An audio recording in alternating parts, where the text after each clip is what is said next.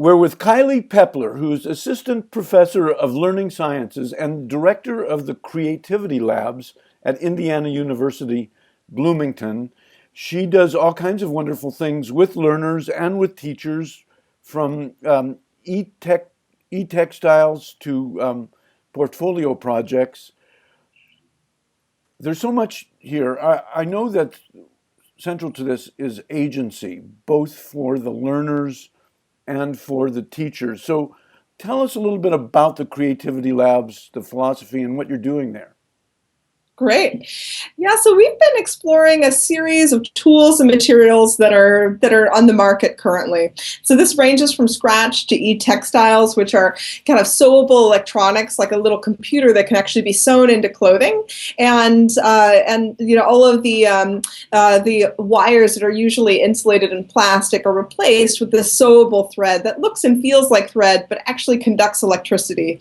And so we've been kind of turning over these tools and materials and putting them in the hands of learners and practitioners to really transform that experience. And so at the core of it is exactly what you said, Howard, which is about really kind of putting more agency in the hands of children, but also of adults in educational spaces. And so as they start to become a designer of those spaces, they can actually imagine and envision new futures through this work, as well as start to understand how the world works around them. And so underpinning this is sort of design thinking and systems thinking.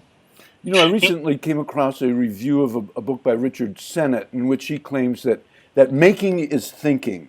So I'd love for you to expand on how this is not just arts and crafts, although that's certainly important, but has a lot to do with how kids and teachers can learn to think creatively. Absolutely. And I think what we're starting to understand is that our minds are actually a reflection of the world around us. And so as we start to play with the tools and materials, we actually know that they get internalized over time. Whether you're a social cultural theorist and interested in theories of learning by Vygotsky, whether you're a constructionist or constructivist thinking about how we model the world around us, all roads really point to the fact that as we interact in the world around us, we start to internalize the tools and materials and use them to do really great thinking. And so over time, these tools and materials start to change the way that we can start to think. We can start to solve new problems in really interesting ways. What age group work with e-textiles? And what kind of things do they make? Yeah, so I think that's a great question. A lot of people ask me where I focus my work, and I actually focus on the whole range, the spectrum, because in this landscape, actually everyone's a novice. And so whether I'm working with adults or I'm working with second graders, they pretty much look the same, and they're producing the same kinds of work. And so I find different hooks. I like to leverage what's really popular in pop culture right now, as well as in youth culture. And so we've really hit on a couple of genres of things with e-textiles that seems to have broad resonance particularly with youth in K-12. And this happens to be around e-fashion. And so we like to leverage kind of what's happening in sort of the fashion industry today and getting kids to actually create their own fashions. But also there's another kind of core market out there for puppetry and thinking about what it means to kind of put electronics and hand puppets or marionettes or other kinds of things. And that, it appeals to two kind of different groups of kids, but everybody seems to have a hook in there, particularly in the e-fashion. I know that you're doing some partnering with Spark Fund, who I've worked with, I love the business model that's emerging with Spark Fund and Adafruit and others, which is that they give away really great tutorials for free, and then they sell you the little parts kind of inexpensively. What are you doing with Spark Fund? That work, we have, we've actually created a new curriculum series because we saw this gap in educational practice. And I don't just mean in schools, I mean out of schools and what's happening in these maker spaces. And so it's not just having access to the tools and materials, but how do we actually use them to promote deep in learning? And so we tried to bridge this gap with our new curriculum series. And as far as I know, there's no real competition on the market right now for digital tools and materials that map well into classroom curriculum. So we have a new 4-book series out. The title of the series is called Interconnections, so it's through MIT Press. And one of them is about digital storytelling with Scratch, another about game design with GameStar Mechanic, and 2 others that really focus on e-puppetry and e-fashion with making. And we use kind of DIY materials, a lot of the LilyPad Arduino materials, and a lot of other things that you'd find on the SparkFun website. And so what we found actually was critical to getting this to broader audiences and about equity in this landscape is that we can do these curriculum plans for low to no cost, but unless somebody's there to help you to help you make the decision about the materials, it's really hard to implement in your classroom or in your after-school makerspace. And so this partnership with SparkFun really allows us in those 2 books with the physical challenges to simplify the ordering process, so you can get a group pack or an individual pack. And once we start doing that, you can also get deeper discounts. And so SparkFun has been so kind to us, and they've offered $10 for anybody ordering something from the books, an additional discount. You can also get educator discounts, and so it's really quite lovely. What is BioSim?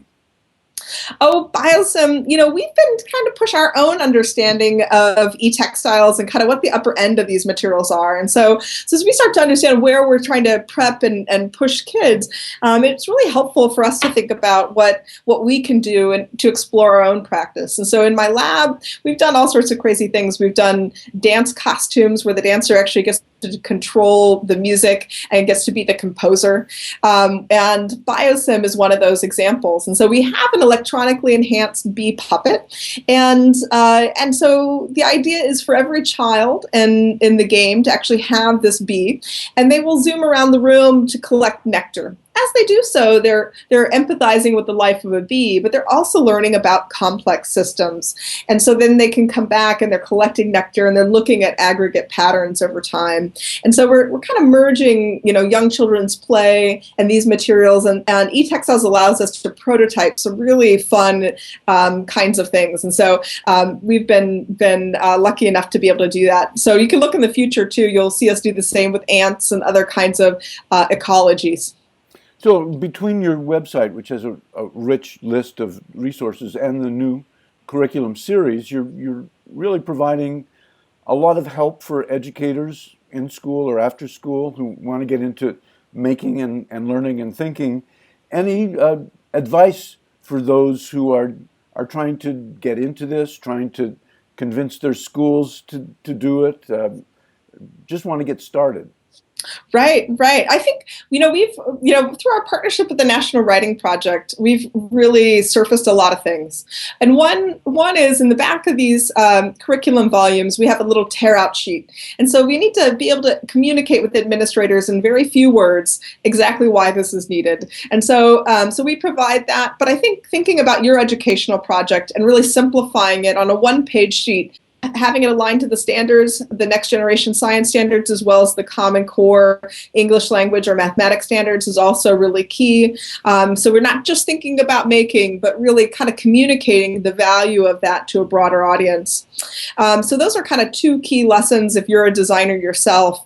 And then the other lessons, if you're a teacher and you're wondering how to do this and you're not convinced yet, is just go in and play. Spend an afternoon where time isn't tight, maybe after a test or so forth, just putting materials in front of kids and inviting them. This could be marshmallows and toothpicks. This could be, something very, very low tech. It could even just be rolls of Scotch tape, and just seeing what emerges and giving them a design challenge, something to kind of conquer. I think, Howard, you've talked a lot about about co-designing or co-participation or co-learning with your students. And I think that that's really important, is that you don't need to think about learning all of this before you bring it into the classroom. Is really think about learning this with your students. And not only will you have more fun, they're going to have more fun in the process. Wonderful. I hope that the teachers are going to pass the link around and be inspired by what you've done and start proliferating learning and making in the classroom and after school. So thank you very much. Thank you.